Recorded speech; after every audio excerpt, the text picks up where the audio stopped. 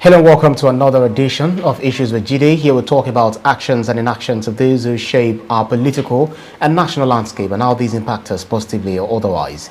I'm Ibrahim Shita. Today on the show, Blast CBN FAAN, and also on the show, Naira's dangerous crash is also what we'll be looking at on Issues with JIDE today. In the course of the program, we take up questions, but first subscribe to our YouTube channel and drop your questions in the comment section. It's important to mention that we can only read comments with human names and the ones based on the subject matter. I have joining me via Zoom the maestro himself, Babajide Kolade-Otitoju. It's good to see you, BKO, with the backdrop of the program behind you. Yes, thanks. We have to keep painting ourselves. That's right. So, the deposed Emir of Kano and former CBN Governor Mohammed Sanusi backed the move by the CBN to move some of its department from Abuja to Lagos, saying that the relevant authority should ignore the noise by northern politicians because Abuja as a federal capital is not a northern issue. What's your reaction to this issue, which has generated ripples from those alleging some conspiracy to relocate the capital to Lagos? You see, I was really ashamed to hear some people make these arguments. First and foremost, I'm a Nigerian from northern Nigeria. And I have to say that for years, many people representing themselves have always come out to say they represent the North. We didn't appoint anybody to represent us. Most of the people purporting to fight for the North, purporting to be interested in the well-being of the North, are only interested in their pockets. I, as a Northerner, who has lived most of my life in northern Nigeria, who was born in Zaria in Kaduna State, who went to school in northern Nigeria, all my education in northern Nigeria, my youth service in northern Nigeria, I have not voted to appoint anybody to speak for me as a northerner. And no one can say that he's more northern than me. We are all from the north. When people express their opinion and pretend that they are speaking for the rest of us northerners, it's very ridiculous. And this has to stop. There is nowhere in the world where people can be moved from one department to another. As Sanusi said, he did not say they should relocate the CBN to Lagos. He only said that that the right of the CBN governor to move his staff, to rejig his departments, to streamline his departments for greater efficiency and output is not something that anyone should challenge, because in your various offices, some of these people who are talking, they are leaders in their own right. Some of them have companies that they superintend over, and they are not going to allow people to come and dictate to them how their companies should be run. People like Ali Ndume, the president needs to ignore them. You can't continue to blackmail the president because the North voted for the president. Therefore, if he relocates some parts, some offices of CBN to Lagos, therefore he may not get re-elected. It will have political consequences. We have to grow up and stop thinking in this manner. We are such a wasteful country. We are a wasteful people. You can't. Why should we have a situation in which, for example, CBN's Department of Banking Supervision will be located in Abuja, when nearly all the commercial banks in our country have their headquarters in Lagos? It means that they won't be able to do the job of banking supervision effectively, because the bank headquarters are in Lagos. At least 99.5% of the banks have their headquarters in Lagos. So it makes sense that the people supervising them should not be far away from them.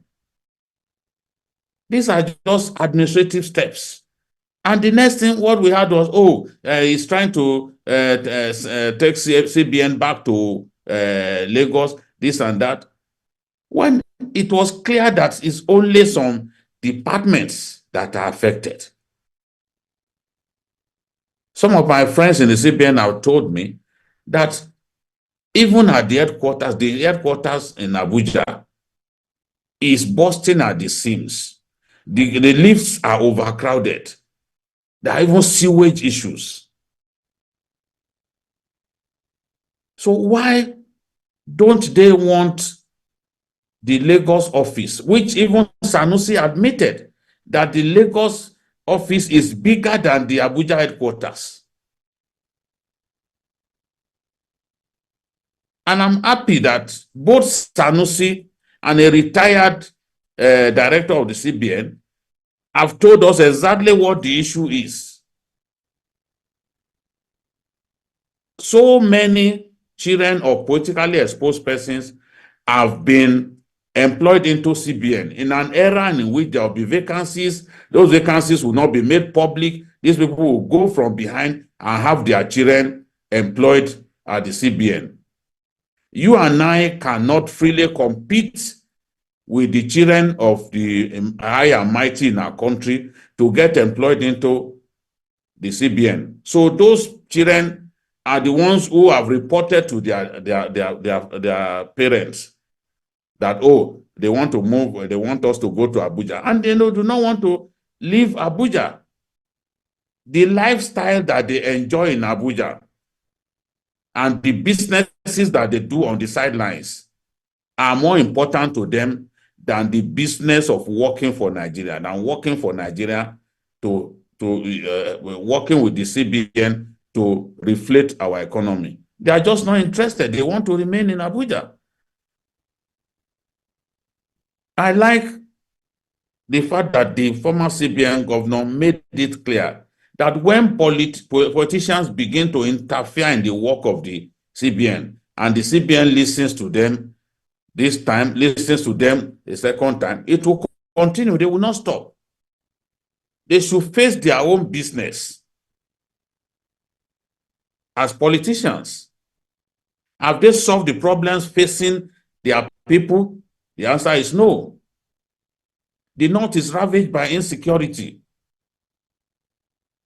A friend was trying to convince me during my leave that they should let us travel to Kaduna together by road. I said that would not happen.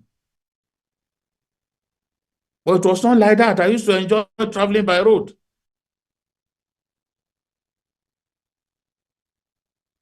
The political class have left these problems unattended to. Now they want to busy themselves with how somebody runs the CBN. I think it's very, very ridiculous. The point has been made clear that departments that report directly to the CBN governor, those ones have no business leaving Abuja. Department like economic policy, corporate services, and all other departments like risk management, those ones deserve to stay in Abuja and work with the CBN, risk management, audit, the governor's office, while operations, some part of operations should be in Lagos, and the deputy governors should devote their time working in Lagos, supervising the commercial banks. The commercial banks are doing a lot of round-tripping of Forex. Whose duty it is to supervise them is the CBN. How does the CBN sit in Abuja? All of them sit in Abuja, and you expect them to be able to effectively supervise the more than 99.8% of Nigerian commercial banks who have their headquarters in Lagos.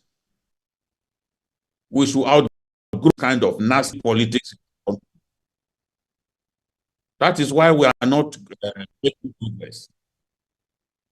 And people that you expect to know better, given their level of education, they are amongst the people misleading our people and trying to pit the people of the South against the people of the West. This nonsense has. So That's right. Muhammad Sanusi also said that, he said, and I quote, the problem we have now is that many employees are children of politically exposed persons, and their Abuja life and businesses are more important than the CBN work. So the CBN is just an address for them, and if they have to choose between their spoils Abuja life and the job, they would gladly leave the CBN. So he advised that the CBN governor should get rid of them. What do you make of this? I support him. You know what happened under the old CBN leadership, under the former CBN leadership? People were employed, some of them were paid, and some of them paid to be employed into the CBN. People paying as much as 10 million naira to secure employment in the Federal Civil Service, including the CBN. That was the norm under the previous administration. Some of them, their parents even dictated which departments they should be posted to. Now they can't watch their children being transferred to Lagos to go and work. But if you are in need for service, wherever they post you to, you should be happy. I mean, it makes no sense, really, for us to have the Department of Banking Supervision, all of them staying in Abuja, whereas the commercial banks that they are supposed to supervise, 99.9% of their headquarters are in Lagos. So which work are they going to be doing? That's why we have all kinds of problems. Banks run tripping forex and other illegal things, and they are getting away with it because the CBN is not doing its job thoroughly. So if they don't want to work for their country, they will accept they are made to stay in Abuja. Even a lot of them don't want to work in some of the northern states, including their own states, because they feel that those places are not safe. So if they are not prepared to work for their country, if they would rather work in Abuja, then they need to get rid of them. I support that absolutely. And I also support what the former CBN said, that look, there are some of them who could, either for one reason or another, can be spared. Some nursing mothers, for example, who are in such departments, I don't see any reason why they should be asked to proceed to Lagos. But there's nothing wrong. Even in the military, commanders are moved from point to point. These same politically exposed persons, some of their children are in the military. They lobby for their children to become ADCs, to service chiefs, lobby for their children who are policemen to become ADCs to governors and all that. Those are the things that they like to do. They don't want their children to be posted to dangerous places. So it is the children of the ordinary Nigerian who should face so much pain, who should sacrifice. Whereas these ones are only interested in making money off their country. I think that Sanusi made that point clear. And in future, if we want to make this kind of moves, strategic moves, we have to communicate effectively and let people have no chance at all to mislead our people and say that, oh, this is why they want to do this. You can imagine.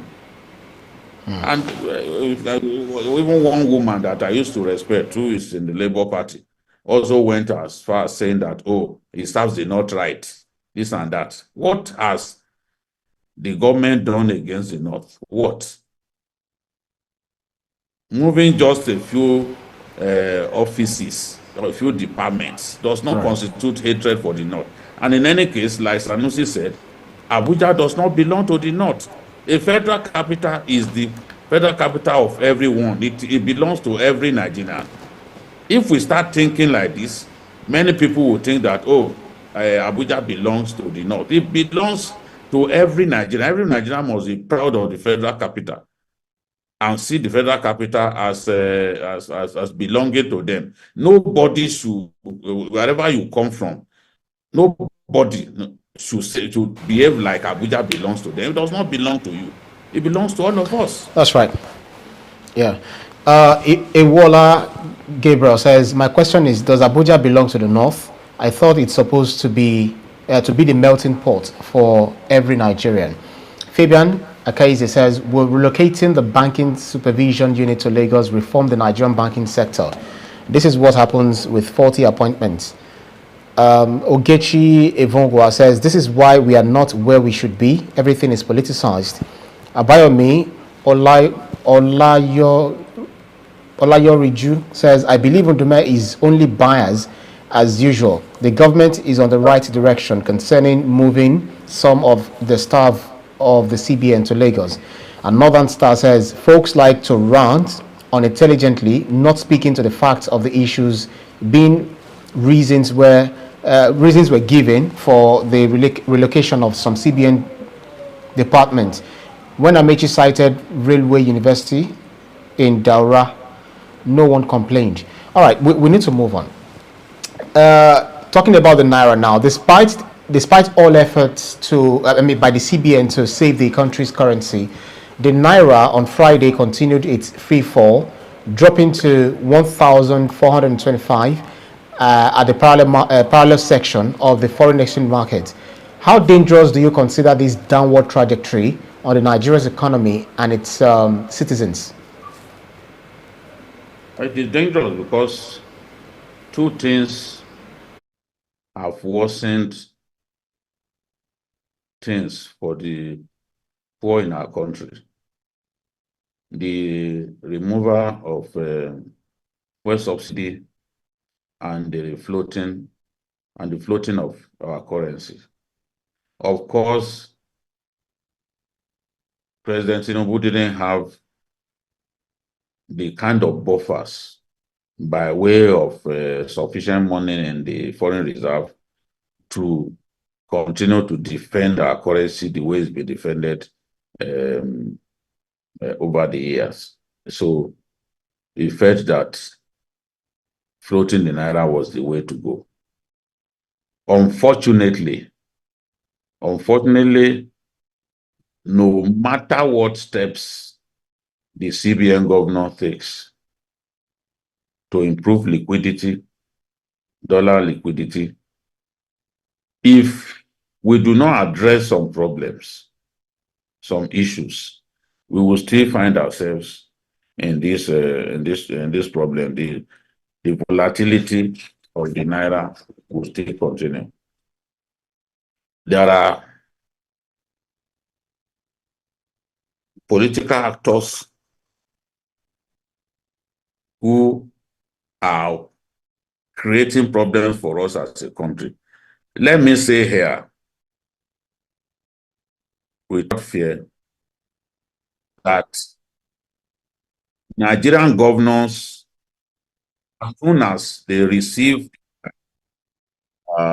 monthly allocations, set aside a huge chunk of such monies as security votes. Nobody determines their security vote. They determine their security vote by themselves. And once they've done this, they will then go to their Bureau de Change and have the money converted to dollars. The hunger for the dollar in our country is unusual. It is extraordinary. It makes no economic sense. It is not a function of some economic variables. It's just because some people have stolen so much money in Naira terms are looking for a more reliable currency to convert it to and keep. I've said before that if they break into the homes of some big politically exposed persons in Abuja, the tons of dollars that they will bring out, you won't be able to believe it. Now, judges are bribed in our country. It is still with dollars that they bribe them. The ones who get paid bribes in dollars, take the dollars to the relocation to, take the Naira to root.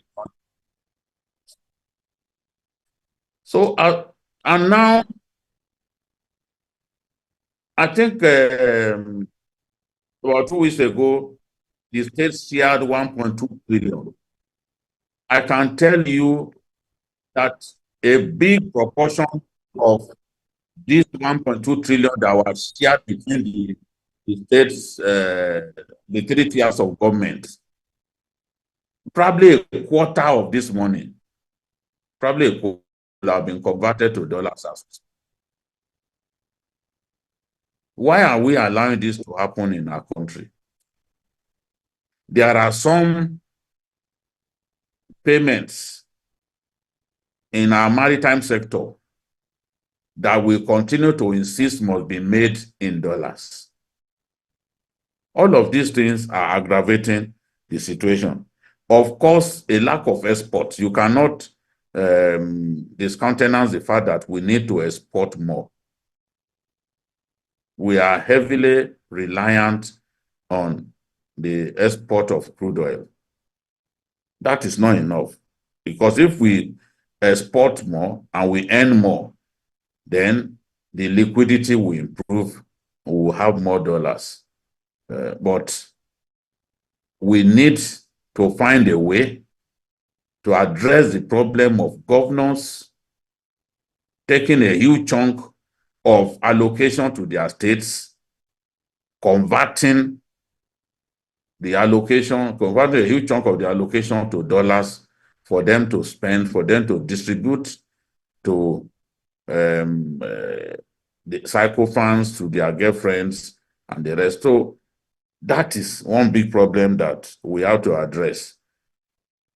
I also think that the decision of the CBN now, the decision of the government to have NNPC's inflows, forex inflows, go directly to the CBN will also help the CBN to achieve greater liquidity. Because in the past, the NNPC, whenever they sell crude oil, will keep the money, buy product with some of the money and keep the rest.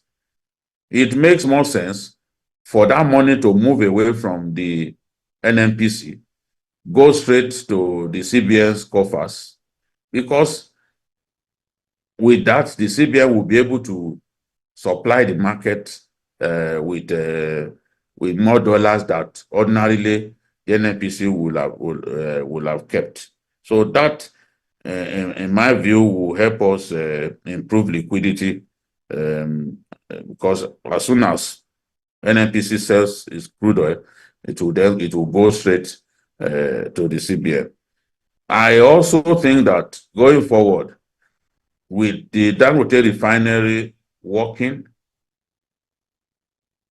it means that the kind of money that we used to commit to importing refined crude, that is petrol and other derivables of crude oil, we will be able to, we won't need to spend such huge tons of foreign exchange to import refined, crude, to import petrol, diesel, aviation fuel and the rest, because they will be refined here. So we have to continue to push hard to have our refineries working so that product can be refined here without us having to spend a huge chunk of foreign exchange importing petrol and other products, refined products. I believe also that Dangote, for example, and Nigerian refineries will earn more money through exports of AGO, export of kerosene, export of aviation fuel, because what used to happen was that only one product, we were only exporting one product, which is crude oil. The market is there for petrol, diesel, and other crude oil byproducts that will have been refined. So it means that we'll be able to earn more foreign exchange if we are able to refine diesel, aviation fuel, and a lot more from this end, instead of us simply selling crude oil to the international market. You get the point that I'm making? That's right. It was just one product that we were exporting before now, which was crude oil. But by the time the refineries begin to work, we'll be able to export crude oil. We'll be able to export its byproducts like kerosene, diesel, aviation fuel, and the rest of them, which will earn us more foreign exchange.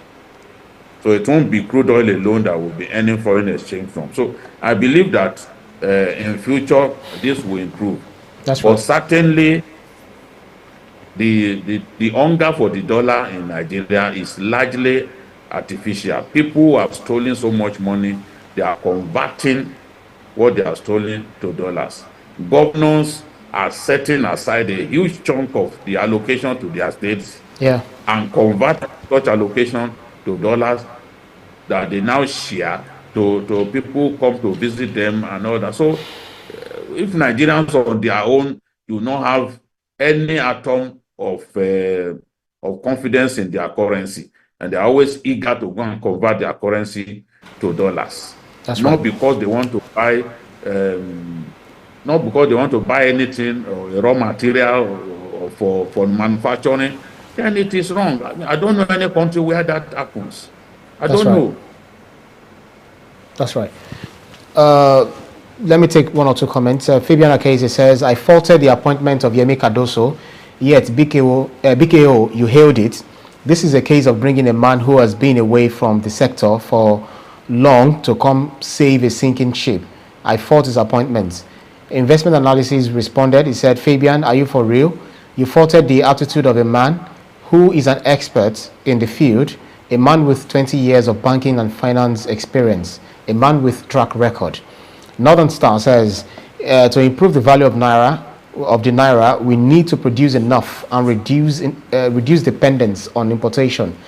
But that President Bola Ahmed Tinubu still needs to take steps to streamline bureau de change operations. We have over 5,000. Reduce them. Ogechi Evongwa says we can give plausible reasons why the Naira keeps depreciating. It's high time. The economic team comes up with practical solutions, and that is why the government was voted into power. Iwola Gabriel says sabotage is the biggest problem against the Naira.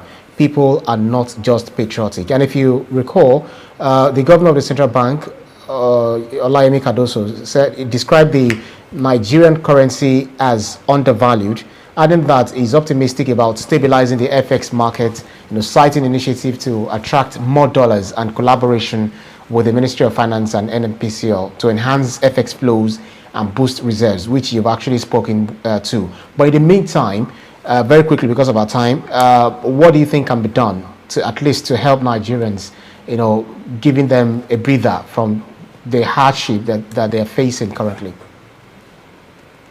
Yes, we have to improve liquidity.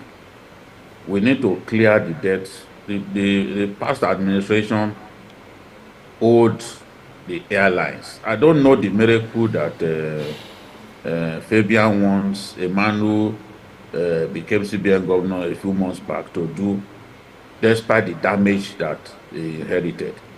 Look at the airlines. About a quarter or so of, or if not more, of what IATA is owed globally comes from Nigeria. The president may go all over the world looking for investors.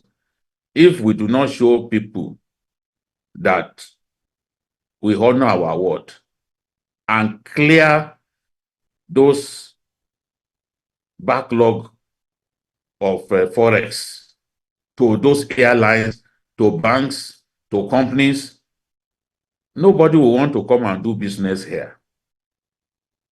How can a country owe that much, more than $2 billion, and you expect Emirates to run back to Nigeria? You've not told Emirates how you are going to pay what you are owing it. And the other airlines too, they are threatening now to leave our country. So the scale of what Cardoso inherited is massive. Many of us didn't know that we had just about 3.3 billion in foreign reserve. We thought we had 33 billion at the time this government took over.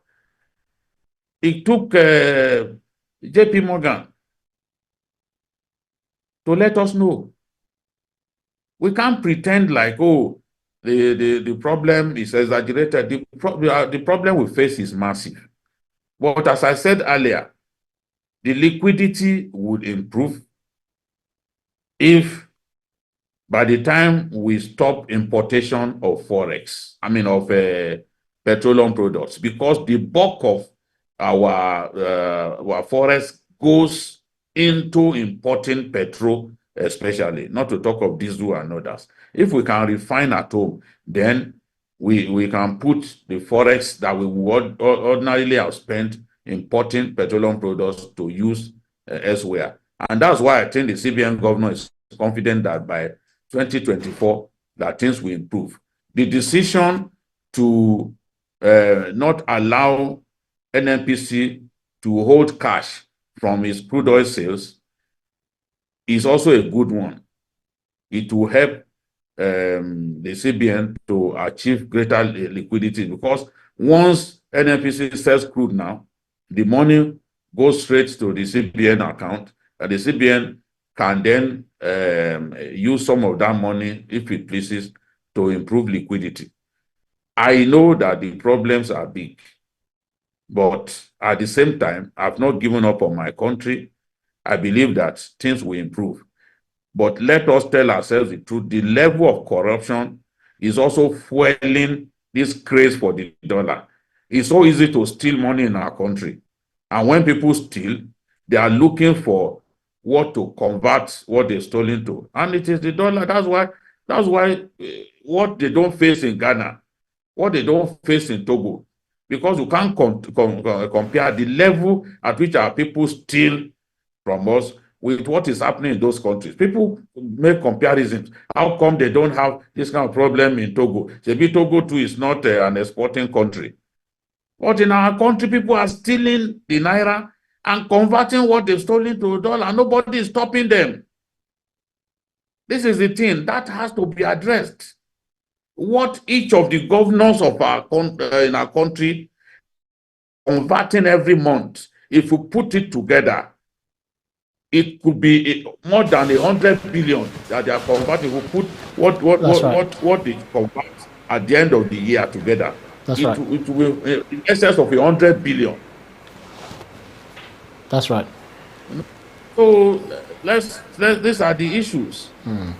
These are the issues. I do not believe that I don't judge people after just a few months in office. I'd rather give them time. Some time ago, Ghana, the inflation was such a massive problem in Ghana, but it's easing up gradually now. In fact, on the inflation deck, they are doing better than Nigeria. That's right. So, our reforms, the gains of reforms do not come immediately. It can be painful, But those gains will come ultimately. I want to believe that Nigeria will get out of this nasty crash of our currency. 1,425 naira to $100. I mean, to a dollar is something to be worried about, and I am worried. That's right. And that's our show for today's edition of Issues with JIDE. Special thanks to you, Babajide Kolade-Otitoju, for those insightful analyses as always. Thank you, Ibrahim. Thank you to all our viewers. Let's continue to be hopeful that our country will improve. Let's continue to challenge our political leaders to work harder for their country. Right, and thank you to our audience for joining us on every edition. You can see the program again anytime by subscribing to our YouTube channel, TVC News Nigeria. Click on the subscribe button to get the latest information. You can also follow us on our social media platforms at TVC News NG. I'm also at Ibrahim, TVC News. On behalf of the rest of the team, I'm Ibrahim Shita. See you again next edition. Bye for now.